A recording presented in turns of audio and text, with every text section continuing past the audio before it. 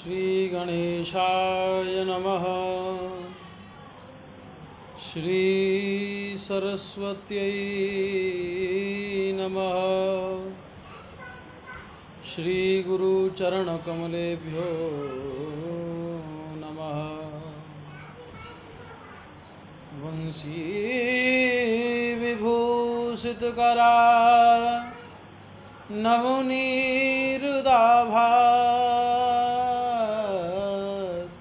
पीताम्बरा तरुणबिम्बफलाधरुषा पूर्णेन्दुसुन्दरमुखा दरबिम्बुनेत्रा कृष्णात् परं किमपि तत्त्वमहं न जाने। ध्येयं सदा परिभवघ्नमभीष्टदोहं तीर्थास्पदं शिवविरिञ्चिनुतं शरण्यं। भृत्यार्तिहं प्रणतपालभवाब्धिपोतं वन्दे महापुरुषते चरणारविन्दम्।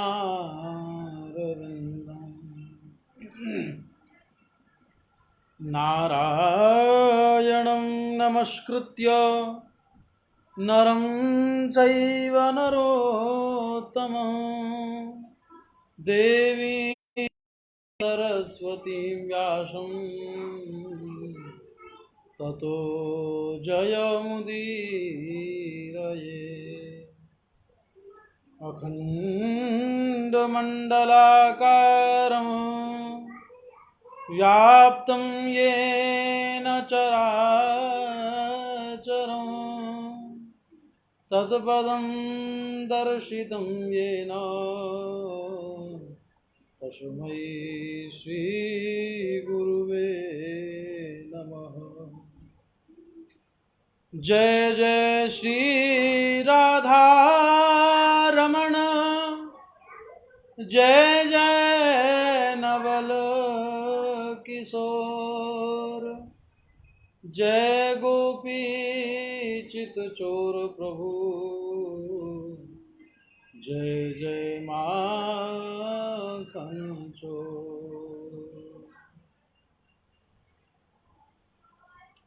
सीतानाथ समारंभा श्रीरामानंदार्य मध्यमा अस्मदाचार्य पर्यन्तां वन्दे गुरु परंपरा। बोलो गुरुदेव भगवान की जय। श्रीमद्भागवत महापुराण की जय। वृंदावन बिहारी लाल की जय। राधा रानी सरकार की जय। वेदव्यास जी महाराज की जय। सुखदेव भगवान की जय। जय जय श्री राधे, जय जय श्री राधे, जय जय श्री राधे।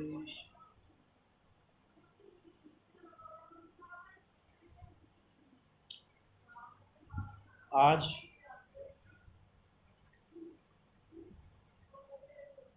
श्रीमद् भागवत सप्ताह के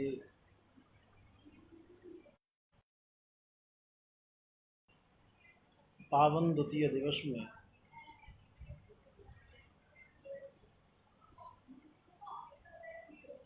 सर्वप्रथम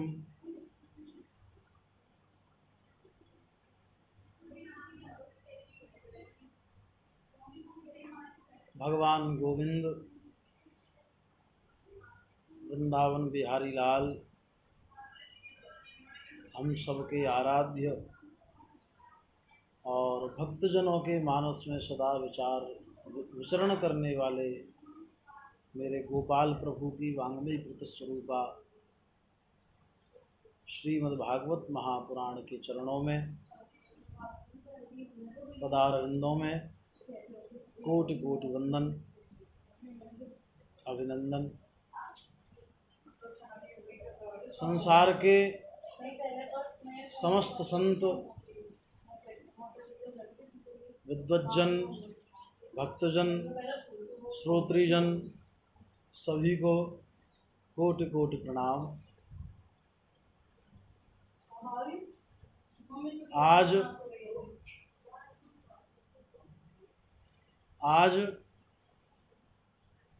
कथा के द्वितीय दिवस में हम और आप सब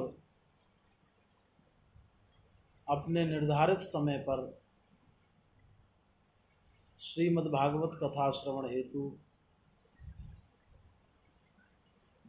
आयोजन हेतु, मंगल सत्संग हेतु विराजमान हैं, उपस्थित हैं। आइए आज की कथा रसमयी धारा में हम और आप प्रवेश करें उससे पहले एक बार हम सबकी अधिष्ठात्री भगवान गोविंद की प्राणवल्लभा, भगवान गोविंद की भी आराध्या भगवती किशोरी जी के चरणों में अपना वंदन अर्पण करें। अपने मन वचन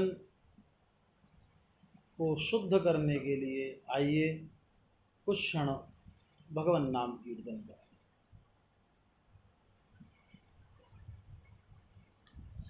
सरस किशोरी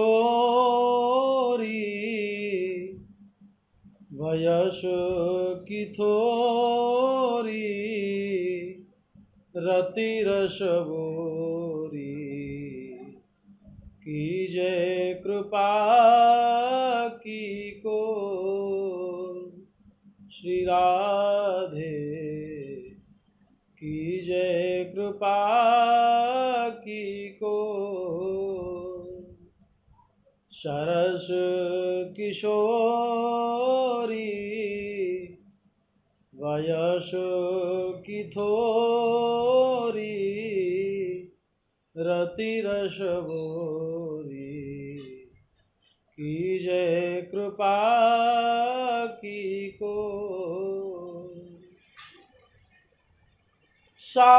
साधनहीन दीन में राधे, तुम करुणामयी प्रेम अगाधे। साधनहीन दीन में राधे, तुम करुणामयी प्रेम अगाधे।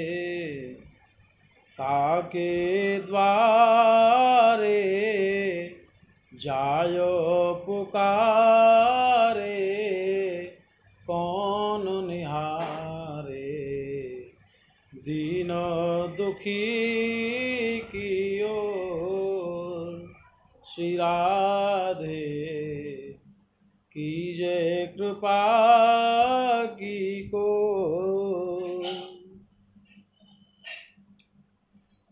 करत अघन नहीं नेकु घाऊं, भरत उदर में सुकर धाऊं। करत अघन नहीं नेकु घाऊं, भजन करन में ना मन को लगाऊं। करीबर जोरी लखी निज ओरी, तुम बिनु मोरी कौन सुधारी। श्री राधे की जय कृपा की को। भलो बुरा जैसो हूँ तिहारो, भलो बुरा जैसो हूँ तिहारो, तुम बिनु को बुना हेतु हमारो, तुम बिनु को बुना हेतु हमारो। भानु दुलारी सुधिलो हमारी, शरण तिहारी हैं पतितन सिरमो। श्री राधे की जय कृपा की को। सरस किशोरी वयस की थोरी, रति रस बोरी की जय कृपा की को। श्री राधे की जय कृपा की को। हाँ गोपी प्रेम की भिक्षा दीजे, कैसे हूँ मुही अपनो कर लीजे। गोपी प्रेम की भिक्षा दीजे, कैसे हूँ मुही अपनो कर लीजे। तब गुण गावत दिवस बितावत, दृग झरी लावत, वह हैं प्रेम विभोर। श्री राधे की जय कृपा की को।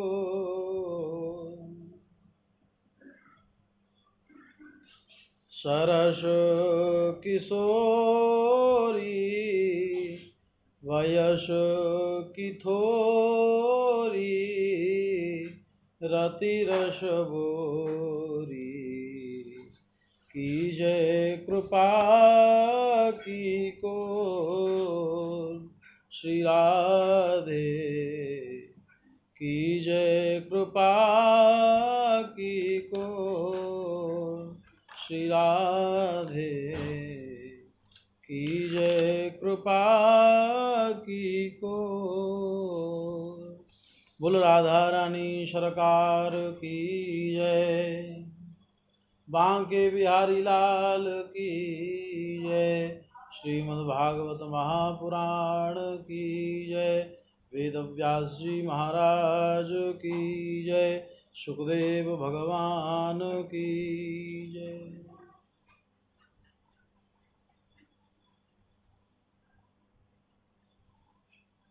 कल की कथा में आप सबने श्रवण किया कि नारद जी ने सनक सनंदन सनातन सनत कुमार चारों भैयाओं के माध्यम से श्रीमद् भागवत की कृपा प्रसादी भक्ति ज्ञान और वैराग्य को प्रदान करें, और जिसके फलस्वरूप भक्ति के कष्टों की निवृत्ति हुई, ज्ञान और वैराग्य युवावस्था को प्राप्त हुए। इससे एक बात और स्पष्ट होती है, देखिए, भक्ति है माँ, ज्ञान और वैराग्य हैं उसके बेटे। एक माता का मातृत्व तब तक पूर्ण नहीं होता जब तक उसके बालक सुख में न हो, उसके बालक उसके साथ न हो, उसके बालकों को कोई दुख हो,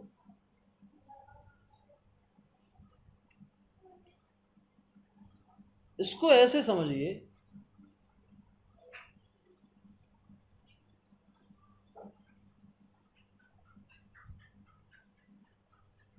कि भक्ति ज्ञान और वैराग्य के बिना अधूरी है। हम केवल भक्ति करें, हमको ज्ञान न हो, हमारे अंदर वैराग्य का भाव न हो, तो वह भक्ति अधिक फल प्रदायनी नहीं होती। मानो कि आप मंदिर में गए, देवालय में गए, शिवालय में आप गए, आप वहां पहुंचे,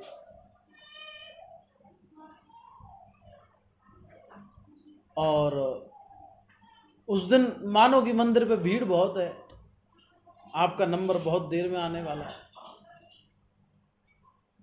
लेकिन अतिशीघ्र आपको घर भी पहुंचना है। कुछ समय आपने प्रतीक्षा करी, नंबर जब नहीं आता दिखा तो दूर से ही आपने जल को डाल दिया। दूर से ही आपके हाथ में जो सामग्री थी, चावल है, चंदन है, आपने दूर से ही इसको छींटे दे दिए। आपके पास जो प्रसादी आप भोग के लिए लाए, दूर से ही आपने उसको फेंक दिया। अर्थात ये कि आपको ज्ञान नहीं है। भगवत सेवा में भक्ति जितनी अनिवार्य है, नियम भी उतने ही अनिवार्य हैं, ज्ञान भी उतना ही अनिवार्य है।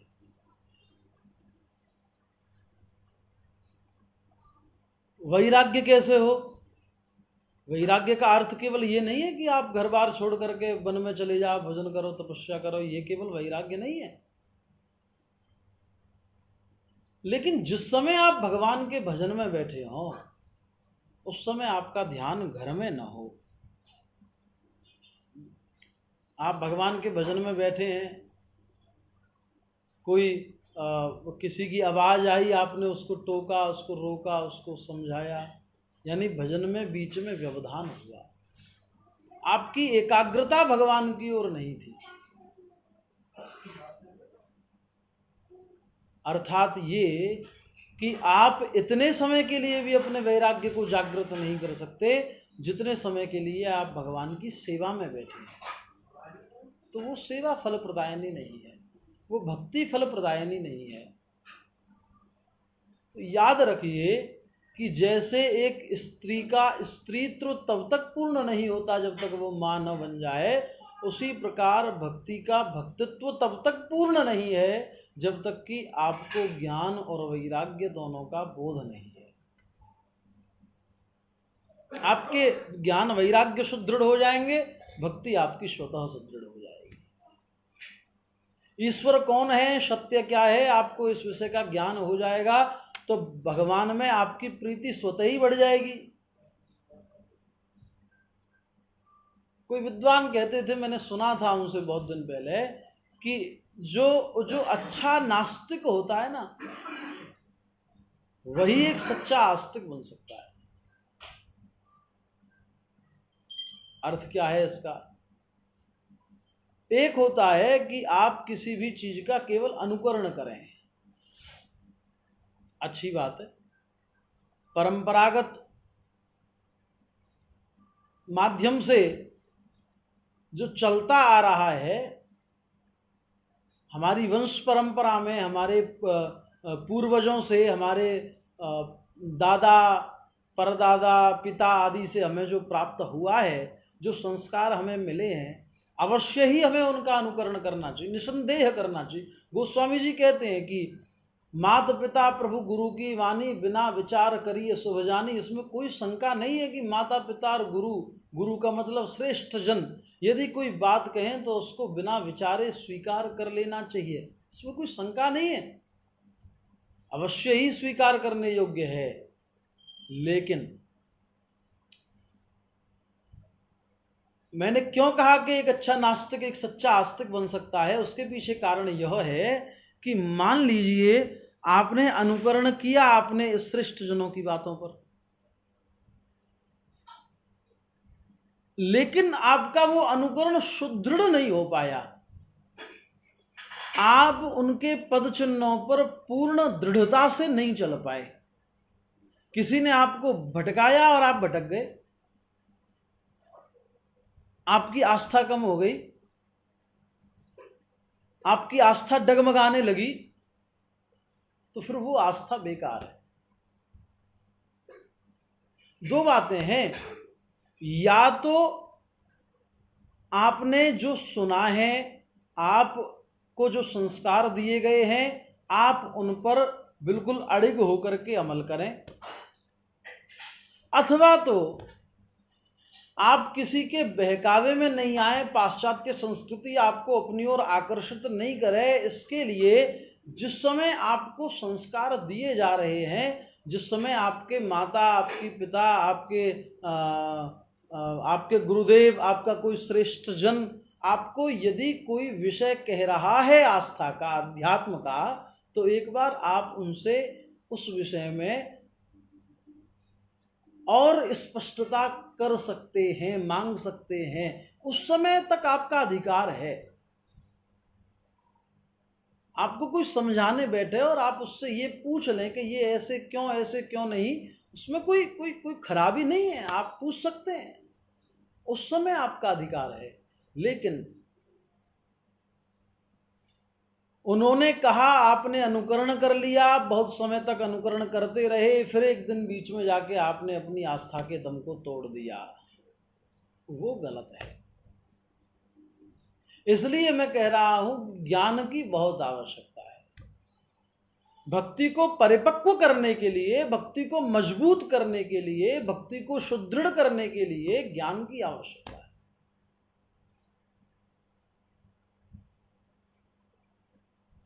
भक्ति में लीन होने के लिए, भक्ति में संपूर्ण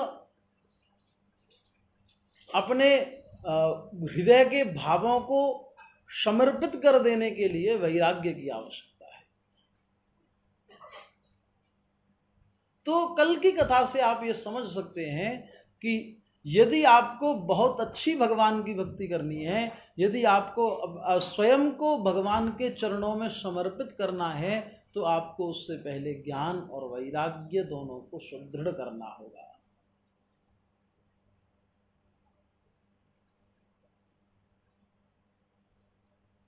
दूसरी बात, हमने कल आपको एक कथा सुनाई, श्रीमद् भागवत के माध्यम से सुखदेव प्रभु ने एक कथा प्रदान करी,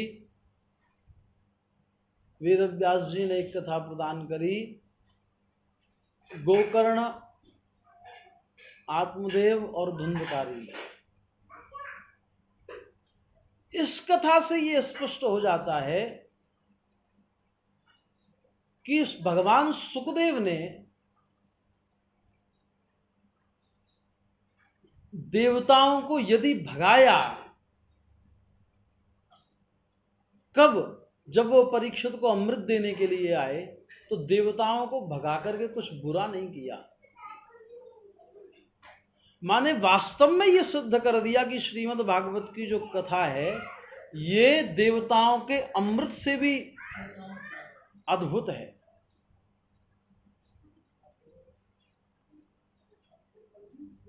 अमृत से भी बहुत अधिक योग्यता रखती है। कैसे? इस बात को थोड़ा स्पष्ट कर लेते हैं।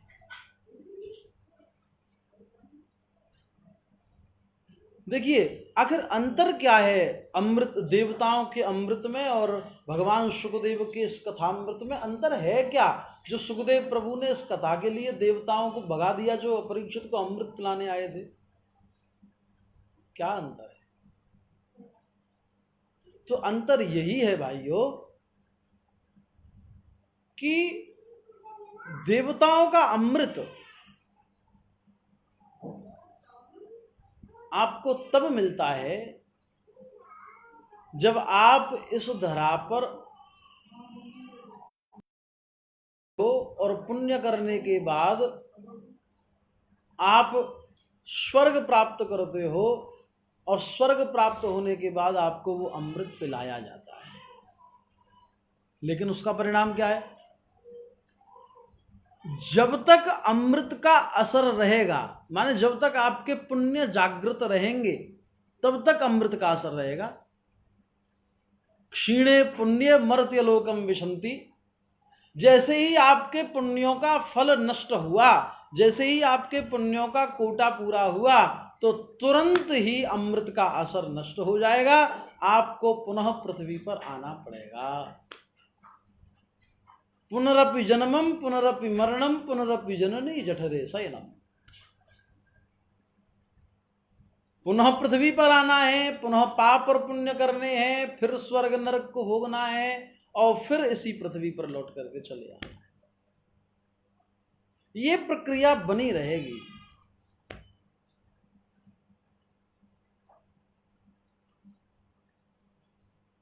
लेकिन भागवत की ये विशेषता है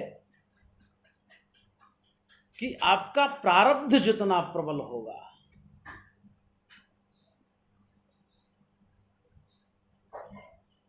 आप जितने भावुक होंगे, आप भगवत भक्ति के जितने रसिक होंगे, भगवत कथा के, भगवत चरित्रों के आप जितने रसिक होंगे, उतनी ही प्रबलता से आपको श्रीमद् भागवत प्राप्त होगी। कलयुग में श्रीमद् भागवत कथा बड़ी सुलभ है, ऐसा बड़ी सुलभ है।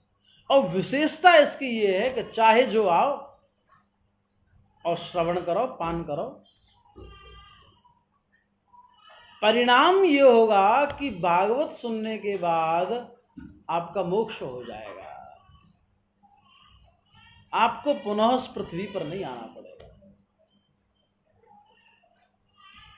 धुंधकारी जैसा महाखल महाधूर्त, जिसने जीवन भर केवल पाप ही पाप किए, उसने भी मृत्यु के उपरांत अपनी आस्था प्रभु में बनाई, अपने भाव प्रभु में बनाए, गोकर्ण जी के प्रति अपनी श्रद्धा व्यक्त करी, और गोकर्ण जी के निर्देशों पर उसने अपनी मुक्ति का साधन प्रशस्त कर लिया। जो कथामृत मृत्यु के बाद धुंधकारी को मुक्ति प्रदान कर सकता है, वो यदि हम पहले ही सुन लें, हमारे लिए कितना लाभकारी होगा, कितना पुण्यप्रद होगा हमारे लिए।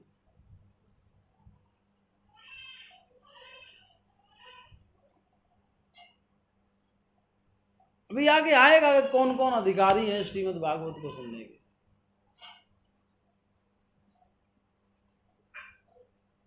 तो आइए आज श्रीमद् भागवत कथा में हम प्रवेश करें। कल आपने सबने महात्म्य का अनुकरण किया, महात्म्य का आश्रय लिया। आज श्रीमद् भागवत का पवित्र पावन आश्रय हम और आप सब मिलकर के प्राप्त करते हैं।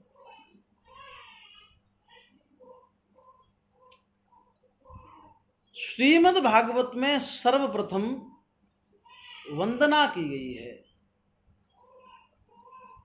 सर्वप्रथम वंदना की गई है।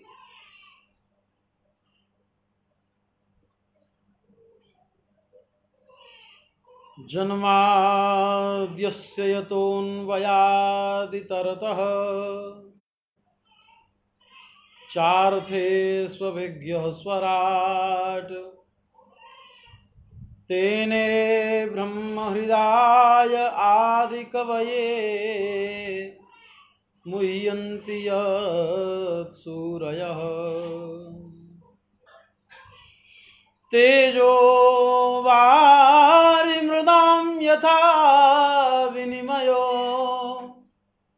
यत्र त्रिशर्गो मृषा धाम्ना स्वेन सदा निरस्तकुहकं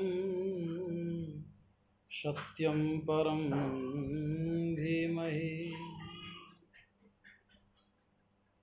श्रीमद् भागवत में प्रथम 3 श्लोकों में जो प्रार्थना करी गई है, तीनों का अलग अलग अर्थ है।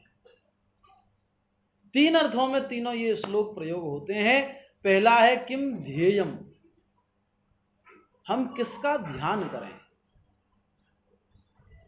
दूसरा है कि किम ज्ञेयम, हम क्या जाने, किसको जाने।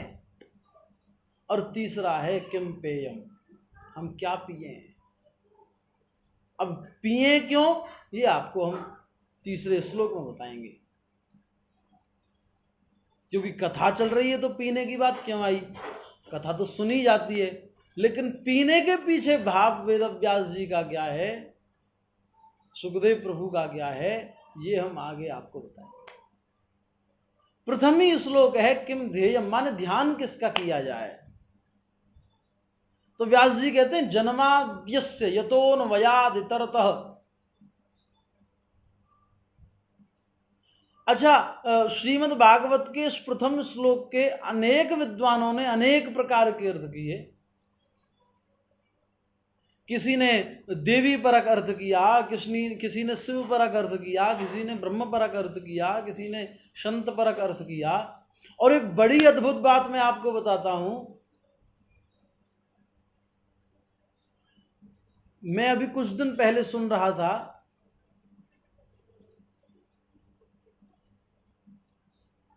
वृंदावन में विराजमान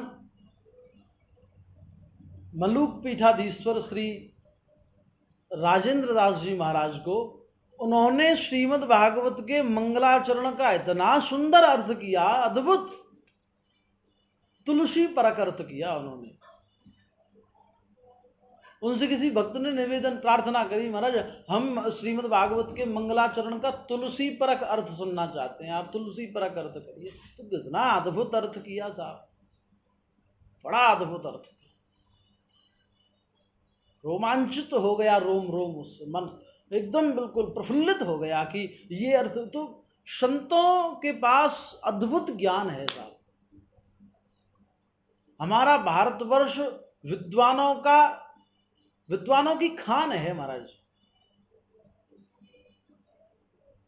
विद्वान जिस तरह चाहे उस तरह अर्थ कर सकता है, वो उसकी बौद्धिक क्षमता पर निर्भर करता है, वो उसकी इच्छा पर निर्भर करता है, वो कैसा अर्थ करे। बड़ा अद्भुत अर्थ किया उन्होंने।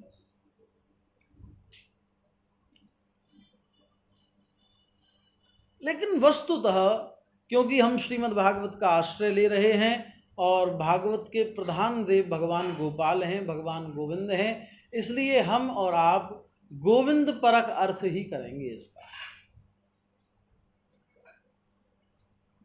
हम मंगलाचरण का गोविंद परक अर्थ का ही आश्रय लेंगे। आइए, वेदव्यास जी कहते हैं जन्माद्यस्य यतोऽन्वयाद् इतरतः, जो जन्म मरण आदि विकारों से रहित हैं, जिनका न कभी जन्म होता है न जिनकी कभी मृत्यु होती है, जो न आदि हैं न मध्य हैं और न अंत हैं, तीनों से परे हैं।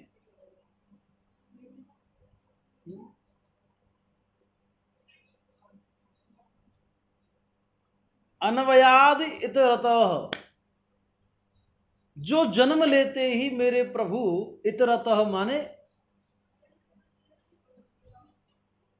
चले गए।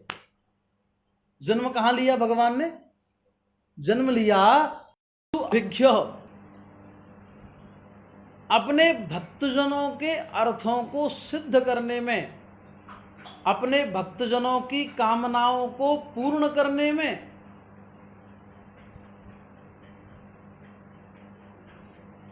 अत्यंत प्रबल हैं, जो